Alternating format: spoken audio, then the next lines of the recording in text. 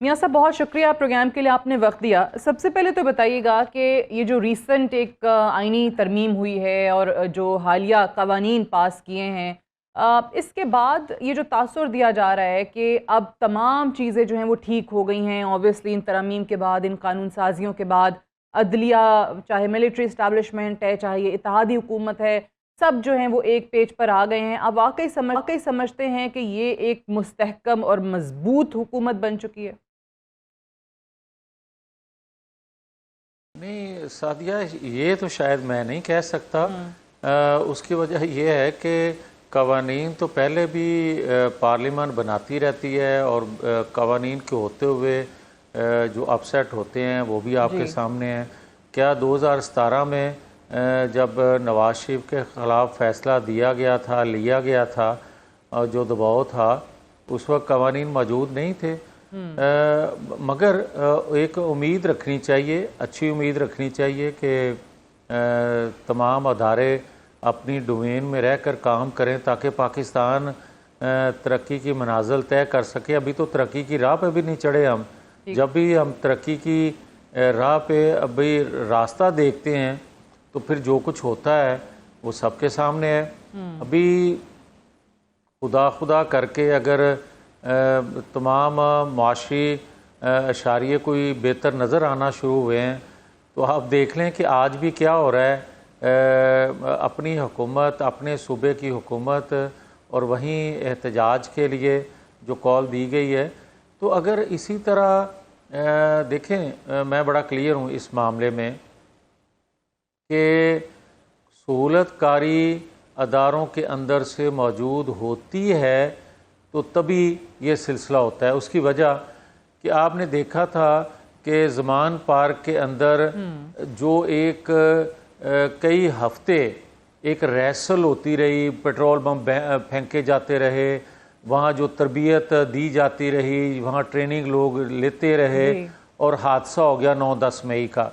अब आप देखें कि 7-8 माह के अंदर खैबर पख्तूनख्वा एक सूबे के अंदर जो रैसल हो रही है, जो एक ट्रेनिंग तरबियत हो रही है, खुदा न खास्ता उसके नताइज पाकिस्तान भर पे क्या आएंगे। क्या हम देखते रहते हैं कि पहले कोई चीज़ अल्ताफ़ हुसैन बन जाए तो उसके बाद हम ऑपरेशन करेंगे?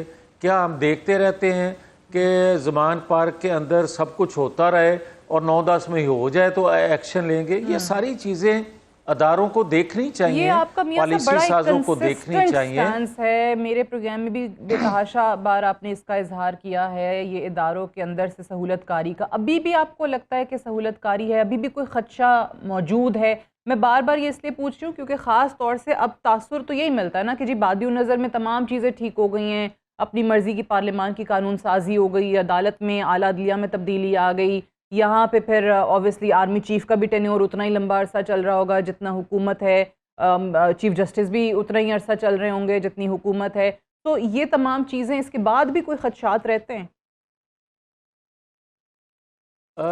मैं सादिया, देखें, मैं अच्छे की उम्मीद रखता हूँ। अच्छे की उम्मीद हर एक को होनी चाहिए, मगर जो ज़मीनी हकायक हैं उनको भी मद्देनज़र रखा जाना चाहिए। आप मुझे ये बताएं कि एक सूबे के 7-8 माह हो गए हैं, उसके वसाइल किस बात पे खर्च हो रहे हैं? क्या उनका फोकस जो है उस सूबे की डेवलपमेंट, उस सूबे के मसाइल पे है, या उनका फोकस जो है एक बंदे को छुड़वाने के लिए है? ये आप देख लें। उसके बाद आप ये देख लें कि क्या जो राइसल हो रही है एक सूबे के अंदर, क्या उससे बहुत छोटी तरबियत गाह ज़मान पार्क नहीं था? और फिर उसका नतीजा क्या निकला?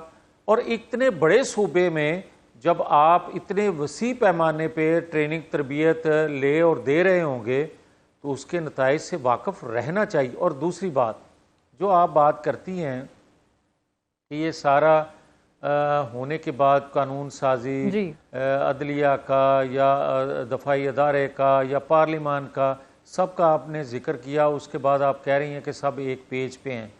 क्या दुनिया, वो सुपर पावर, वो ताकतवर हल्के जो पाकिस्तान के अंदर इस्तेहकाम नहीं चाहते, जो पाकिस्तान के अंदर सी पैक नहीं चाहते, जो पाकिस्तान के अंदर न्यूक्लियर प्रोग्राम को नज़रों से देख रहे हैं और किन नज़रों से देख रहे हैं, ये हमें आगाही है इस बात की। ये आपने बड़ी अच्छी बात किया, इसका जिक्र मैंने इंट्रो में भी एक दूसरे एंगल से किया था कि ऑब्वियसली ये हमारे अपने मुल्क के अंदर से या इदारों से या सहूलतकारी जो होती रही है उसकी बहुत सारी मिसालें हमारे पास हैं। कोई माजी इतना अच्छा नहीं है हमारा इस हवाले से, लेकिन बैरूनी मुदाखलत की भी बहुत सारी मिसालें मौजूद हैं। अब एक ये जो नया एक हम ट्रेंड में कहूँगी कि जी देख रहे हैं कि प्रेसिडेंट ट्रंप के आने के बाद पाकिस्तान तहरीक इंसाफ को लग रहा है कि शायद वाकई वो आएंगे तो खान साहब को अडियाला जेल से निकलवा देंगे, रिहाई मिल जाएगी।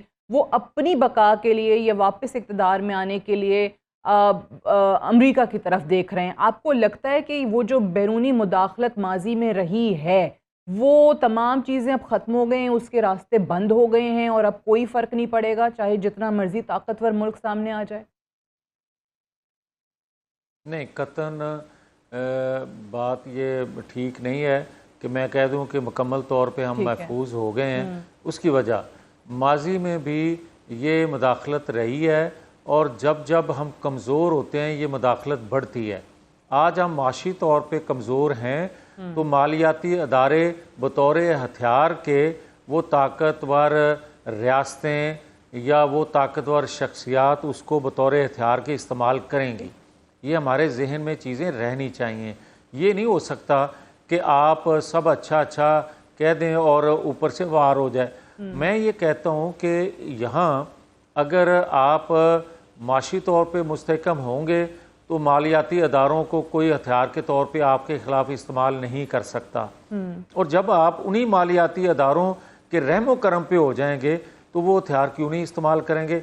हाँ, ये बात ज़रूर है तो उनको कोई मोहब्बत नहीं होगी जिसके बारे में कहा जाता है कि वो सदर आएंगे तो वो उस कैदी को निकाल लेंगे। मोहब्बत में नहीं, अपना एजेंडा, वही एजेंडा जो सी पैक उन्होंने 3.5 साल बंद करके दिखाया उस ताकतवर रियासत को जिसकी ख्वाहिश थी, और आज भी उनकी ख्वाहिश वो ख़त्म नहीं हुई। और ये शख्स जो हैं या इनके मनसूबा साज जो और भी लोग थे वो सारे के सारे अपनी मुखालफत में या अपने आप को कंफर्टेबल जोन में ले जाने के लिए या अपनी एक्सटेंशन के लिए, कोई हुकूमती एक्सटेंशन के लिए, कोई नौकरी की एक्सटेंशन के लिए उन्होंने कंधा पेश किया और 3.5 साल सी पैक पे काम बंद रहा। आज भी अगर कोई उनको गारंटी देने वाला होगा कि सी पैक फेज़ 2 जो है वो नहीं शुरू होने दिया जाएगा तो इनके लिए कुछ इकदामात आप देखेंगे होते हुए। ठीक है। अच्छा मियाँ साहब, एक चीज़ बताइए, अभी हम पाकिस्तान के अंदर जब सियासी जमातों की इस वक्त पोजीशन देखते हैं, एक तरफ ऑब्वियसली पाकिस्तान तहरीक इंसाफ है, जब से खान साहब जेल में हैं उसके बाद हम देख रहे हैं कि एक अंदाज में तो पार्टी का शराजा बिखर ही रहा है ना। पार्टी की बागडोर जो है वो उन लोगों के हाथ में जो पार्टी में कभी शामिल ही नहीं रहे थे या उसकी वो जो एफर्ट रही है पार्टी की उसमें नहीं थे, चाहे वो उनके अपने इस वक्त चेयरमैन हो बैरिस्टर गौहर हों या बाकी दीगर ओहदे इसी तरीके से हमें नज़र आते हैं। पीपल्स पार्टी को देखते हैं तो वो भी उनकी पोजीशन भी बहुत वीक हुई है, वो भी सिंध की हद तक जो है वो महदूद होकर रह गए। अब अगर PMLN पे आते हैं, बिल्कुल सही है, नवाज शरीफ साहब की साहबजादी एक सूबे को गवर्न कर रही हैं, उनके भाई जो हैं वो इस वक्त मुल्क के वज़ीर आज़म हैं, लेकिन मियाँ नवाज शरीफ साहब ख़ुद जो हैं वो उस तरीके से एक्टिवली इक़्तिदार में नहीं हैं। अब आप समेत बहुत सारे ऐसे लोग जो मियाँ नवाज शरीफ के करीबी तस्वुर किए जाते थे वो इन इंतखाबात से आउट हुए। अब आपको क्या लगता है कि ये कोई वन टाइम इफ़ेक्ट हुआ है या कोई लॉन्ग टर्म इस पूरे सियासत को, ज़ाती सियासत को इन तमाम लोगों की ख़ास तौर से नवाज शरीफ साहब की मुतासिर करती है ये चीज़? देखें, मैं तो ये समझता हूँ कि वन टाइम हुआ है या लॉन्ग टर्म ये मनसूबाबंदी है। माजी करीब या माजी दूर में भी आप देख लें कि क्या नवाज शरीफ ने पाकिस्तान के लिए सर्फ नहीं किया, और जब जब रियासत के लिए कुछ सर्फ करता है तो ताकतवर हलके जो पाकिस्तान से बाहर के हैं या वो कुव्वतें जो पाकिस्तान से बाहर हैं और पाकिस्तान को अदम इस्तेहकाम का शिकार देखना चाहती हैं, उनके कई अहदाफ हैं, तो उनको पूरा करने के लिए यहाँ से भी अदारों के अंदर बैठे कुछ शख्सियात जो हैं वो अपने आप को पेश कर देती हैं और फिर जो पाकिस्तान के अंदर खलवाड़ होता है वो सबके सामने है, फिर जिस गर्दाब में पाकिस्तान फंसा हुआ है वो भी उन्हीं की वजह है, उन्हीं के फैसले, उन्हीं के इक़दामात हैं।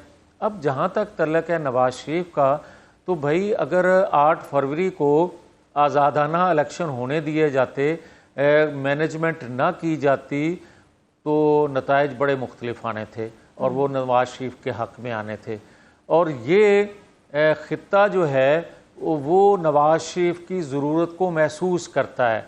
ये पाकिस्तान खाली नहीं, ख़ित्ते में नवाज शरीफ का एक रोल होना था और उस रोल से इस ख़ित्ते को फ़ायदा पहुंचना था।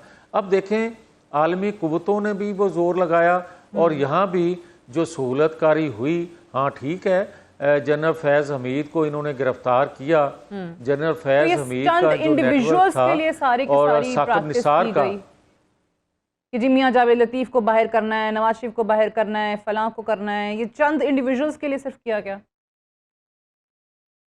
ये बिल्कुल ये पिक एंड चूज हुआ है। ये नहीं हुआ कि फलां जमात को निकाल दें और फलां जमात को ले आएँ। ये तो लोग कहते हैं ना कि ख़ास तौर पर PTI के लोग ये कहते हैं कि जनाब फार्म 47 की पैदावार हुकूमत या फलां। भाई फार्म 47 की पैदावार तो खैबर पख्तूनख्वा हुकूमत है। अगर उसके बाद आप पंजाब में देखेंगे या दीगर जगहों पे देखेंगे फिर मैं आपकी बात को सच मानूंगा। मैं ये नहीं कहता कि फार्म 47 की खैबर पख्तूनख्वा हुकूमत है तो दूसरे जो हैं वो फार्म 47 के नहीं हैं। ये पिक एंड चूज हुआ है और इसका नुकसान रियासत को पहुंचा है, इसका नुकसान वोटर को पहुंचा है, इसका नुकसान लोगों के एतमाद को पहुंचा है और जो हम भुगत रहे हैं आज। सही है। तो आपको लगता है कि वाकई ये पिक एंड चूज़ हुआ है इस दफ़ा सियासी जमातों के लिए, लेकिन इंडिविजुअल्स के लिए, सियासतदानों के लिए ऐसा ज़रूर हुआ है।